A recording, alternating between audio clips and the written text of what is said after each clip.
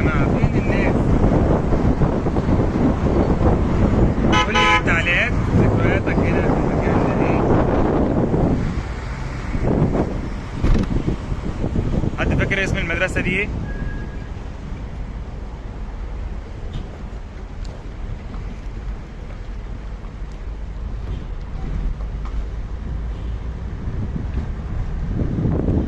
ايوه اسم المدرسة ظهر اهو،